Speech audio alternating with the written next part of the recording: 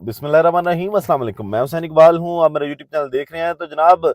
Farm 47 की बुनियादों पर खड़ी इस हुकूमत के गिर्द घेरा दिन ब दिन तंग होता जा रहा है, क्योंकि एक जानिब इमरान खान साहब ने अडयाला जेल से बड़ा हुक्म जारी कर दिया है, वो आपको बताएंगे। और साथ ओपोजिशन इत्तेहाद की जो बड़ी बैठक हुई है, उसके अंदर क्या फैसले किए गए हैं, उस पर बात करेंगे। और फिर आपको बताएंगे कि डोनाल्ड ट्रंप साहब के पास एक खत पहुंच गया है इमरान खान साहब की रिहाई का। तो हुकूमत के लिए चीजें दिन ब दिन मुश्किल होती दिखाई दे रही हैं। जैसा कि आपको पता है कि इमरान खान साहब जो हैं वो मुसलसल खत लिखते जा रहे हैं एस्टेब्लिशमेंट को, चाहे उनके जवाब नहीं भी आ रहे, और तनकीद का निशाना बनाया जा रहा है इमरान खान साहब को कि जनाब क्यों ये बार बार आर्मी चीफ साहब के नाम खत लिख रहे हैं जब जवाब नहीं आ रहे, टोंट किए जा रहे हैं। आज जिस तरह इरफान सिद्दीकी साहब ने ये कहा कि इमरान खान साहब उनका जवाब भी खुद लिख लें, तो आपको वो वजह बताएंगे कि क्यों इमरान खान जो हैं वो बार बार खत लिख रहे हैं और जवाब नहीं भी आ रहा, और वो खत लिखते जा रहे हैं, और कितने खत इमरान खान साहब ने लिखने हैं, इस खबर के हवाले से भी आपको बताएंगे। तो जनाब, सबसे पहले आपको बताएं कि आईएमएफ का वफ्द आपको पता है कि पाकिस्तान में मौजूद है। उसने बहुत से मामलात पे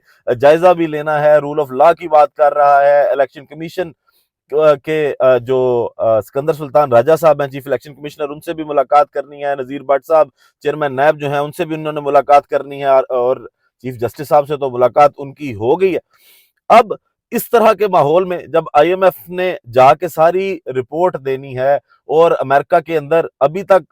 सबने देखा कि डोनाल्ड ट्रंप जो है वो पाकिस्तान की जानिब उनका ध्यान नहीं है, लेकिन आज जो एक खत उन तक पहुंचा, और फिर अगर आईएमएफ ये सारी मुलाकातों के बाद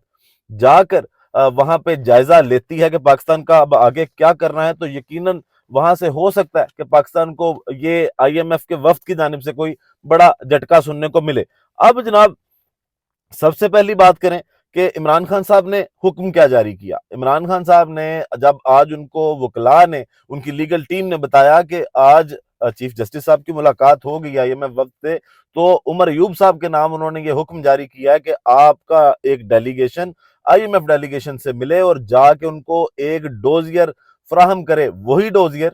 जो चीफ जस्टिस साहब को दिया गया है उस खत के साथ, जो 349 सफ़ों पे मुश्तमिल है, कि आप उनको बताएं कि किस तरह पाकिस्तान के अंदर बुनियादी इंसानी हकूक की पामाली की जा रही है, बदतरीन तशद्दुद किया जा रहा है लोगों पे, और उनके हकूक जो हैं उनको सल्ब किया जा रहा है। तो आप उनसे मिलें। अगर ये डोजियर आईएमएफ को दिया जाता है और वहां पे ये सारी बातें जो हैं वो इंसानी हकूक की खिलाफ वर्जियों की होती हैं, तो यकीनन हुकूमत के गिर्द ये घेरा तंग होता दिखाई देता है। फिर जनाब, एक खत जो है वो डोनाल्ड ट्रंप साहब के नाम गया। अगर आईएमएफ यहाँ से मुलाकातें करके, अदलिया का हाल देख के, इलेक्शन कमीशन के फॉर्म 47 देख के जाके वो सारी बातें करती है, और साथ जो विल्सन साहब ने जो खत लिखा है इमरान खान साहब की रिहाई के लिए डोनाल्ड ट्रंप साहब को, आपको उस खत के बारे में बताते हैं कि क्या कहा है उन्होंने अपने खत में। और फिर से एक बार उन्होंने कहा है फ्री इमरान खान। पहले वो 2-3 बार ट्वीट भी कर चुके हैं। एक खत उन्होंने पाकिस्तान के वजीर आजम, सदर और आर्मी चीफ साहब के नाम भी लिखा था, जिसमें उन्होंने कहा था कि इमरान खान साहब को फ्री करें। इसी तरह का एक खत आज उन्होंने जनाब अपने सदर, नौ मुंतखब सदर डोनाल्ड ट्रंप साहब को लिख दिया है। और अगर इन सारी चीजों के बाद, आईएमएफ की और इस खत के बाद भी डोनाल्ड ट्रंप की नजर पाकिस्तान की तरफ पड़ती है, तो हुकूमत के गिर्द मजीद गहरा तंग होता दिखाई देता है। तो ये खत, इसमें भी बिल्कुल वैसे ही बातें की जो विल्सन साहब ने, और उन्होंने लिखा कि पाकिस्तान और अमेरिका के ताल्लुकात जो हैं ये बेहतर ताल्लुकात दोनों ममालिक के लिए बेहतर हैं कि होने चाहिए, और पाकिस्तान के साथ अमेरिका के ताल्लुकात तब बेहतर होते हैं जब पाकिस्तान में जमहूरियत को पूरी तरह से अपनाया जाता है। फिर उन्होंने दोबारा से वही बातें की कि जनाब मुझे इख्तलाफ है इमरान खान साहब की चाइना वाली और प्यूटन वाली कुछ बातों पे, लेकिन जमहूरियत के अंदर इस तरह के सियासी इंतकाम नहीं होने चाहिए, और मैं आपसे भी गुजारिश करता हूं कि इमरान खान से सियासी इंतकाम ना लिया जाए और उनको फ्री कर दिया जाए। जब इस तरह का खत भी डोनाल्ड ट्रंप साहब के पास जाएगा, और उसके साथ आईएमएफ का डेलीगेशन जो है वो सारी बातें जो है वो डोनाल्ड ट्रंप के सामने रखेगा, तो फिर यकीनन हुकूमत को कोई झटका लग सकता है कि जनाब। और इस तरह, इसीलिए शायद दानियाल अजीज साहब जो हैं उन्होंने ये कहा था कि वफाक में पाकिस्तान मुस्लिम लीग नून शायद हुकूमत छोड़ जाए। लेकिन अभी आज जनाब बैरिस्टर कील साहब तो बड़े कॉन्फिडेंट थे, और वो ये कह रहे थे कि जनाब आईएमएफ को पाकिस्तान में रूल ऑफ लॉ से कोई मसला नहीं है। तो जनाब, आपको शायद ये लगता है कि पाकिस्तान में रूल ऑफ लॉ का कोई मसला ही नहीं है, लेकिन पाकिस्तान की अवाम को अब ये नहीं लगता। तो जनाब, इसके बाद आगे चलते हैं और बात करते हैं कि इमरान खान साहब 2 खतूत जो हैं वो आर्मी चीफ साहब के नाम लिख चुके हैं,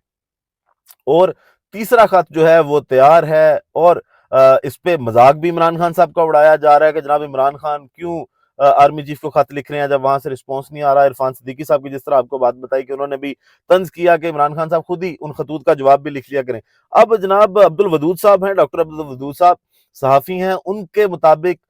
ان کی انفارمیشن کے مطابق کہ عمران خان صاحب اس طرح کے 8 خط لکھنے جا رہے ہیں اور وہ صرف اس سارے معاملات کو ڈاکومنٹ کرنا چاہتے ہیں کہ یہ جو تاریخ ہے یہ کاغذی طور پر لکھی جائے، ریکارڈ کا حصہ بنے کہ کس طرح پاکستان کے اندر آئین، قانون اور بنیادی انسانی حقوق کی دجیاں جو ہیں وہ اڑائی جا رہی ہیں، اور ان چیزوں کو ڈاکومنٹ کیا جائے، ایک ریکارڈ کے طور پر رکھا جائے۔ اور پھر ساتھ ساتھ انہوں نے یہ بھی کہا کہ جناب یہ عمران خان صاحب ہو سکتا ہے کہ ان سب چیزوں کو کمبائن کر کے ایک کتاب بھی لکھیں، کیونکہ بہت سے جو بڑے لیڈران ہیں وہ جب جیلوں میں جاتے ہیں تو وہ اپنی کتابیں ضرور لکھتے ہیں۔ اب عمران خان صاحب اگر اس کی کتاب لکھ رہے ہیں اور ان کے دعوے کے مطابق جناب پہلا ورژن اس کا انگلش میں آئے گا اور بعد میں اس کو جو ہے وہ اردو ورژن جو ہے وہ بھی بنا دیا جائے گا۔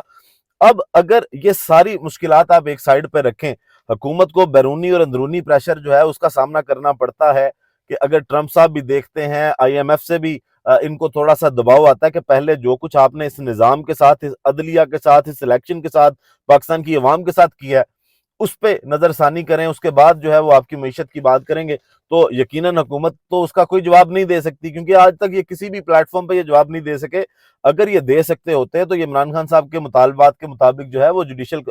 کمیشن جو ہے وہ بنا دیتے، جو 26 نومبر پہ اور 26 نومبر پہ اور 9 مئی پہ جناب عمران خان صاحب نے مطالبہ کیا تھا۔ لیکن حکومت کے یہ بس کی بات نہیں ہے، کیونکہ یہ نظام انہی ساری 2 نمبریوں کے سر پہ کھڑا ہے۔ اب جناب حکومت کے لیے ایک اور گھبرانے کی بات یہ ہے کہ ایک ملاقات کچھ دن پہلے اپوزیشن گرینڈ الائنس کی ہوئی تھی اسد کیسر صاحب کی رہائش گاہ میں، جس ملاقات میں مولانا فضل الرحمان صاحب موجود تھے۔ ایک ملاقات آج جناب محمود خان اچکزئی صاحب کی رہائش گاہ پر ہوئی ہے اور اپوزیشن قائدین کے اعزاز میں اس میں عشائیہ دیا گیا ہے۔ شاہد خاقان عباسی صاحب، مولانا فضل الرحمان صاحب، عمر ایوب، شبلی فراز، اسد کیسر، راجہ ناصر عباس صاحب، مصطفیٰ نواز کھوکھر سمیت دیگر لوگ جو ہیں وہ اس میں شریک ہوئے اور حکومت کو ٹف ٹائم دینے پر اتفاق کیا گیا اور کہا گیا کہ جناب جو نئے انتخابات کا مطالبہ ہے نا اس کو مؤثر بنانے کے لیے اب کیا حکمت عملی اپنانی ہے اس پر بات کی گئی۔ اور خبریں یہ بھی ہیں کہ شاید اب پاکستان تحریک انصاف مولانا صاحب کی جو ریزرویشن تھی، جو ان کے تحفظات تھے، ان کو دور کرنے جا رہی ہے اور اب پاکستان تحریک انصاف اور مولانا فضل الرحمان صاحب دونوں مل کے ایک لانگ مارچ کا اعلان بھی کر سکتے ہیں اور اپنی سٹریٹ پاور بھی دکھا سکتے ہیں۔ اگر پاکستان تحریک انصاف کے ساتھ دیگر پارٹیز جن میں مولانا فضل الرحمان صاحب جو ہمیشہ سے جن کے پاس سٹریٹ پاور ضرور رہی ہے وہ ساتھ نکلتے ہیں تو حکومت کے گرد گھیرا جو ہے وہ واقعی تنگ ہو رہا ہے۔ اگر بیرونی پریشر آتا ہے، آئی ایم ایف جو ہے وہ سوالات اٹھاتی ہے اور اس طرح کے احتجاج آپ کو دیکھنے کو ملتے ہیں تو پھر شاید واقعی اس حکومت کے پاس اب وقت جو ہے وہ بہت کم ہے۔ ویڈیو کا اختتام کرتے ہیں جناب اسی دعا کے ساتھ کہ اللہ تعالیٰ پاکستان پر اپنی رحمت نازل کرے۔ پاکستان زندہ باد۔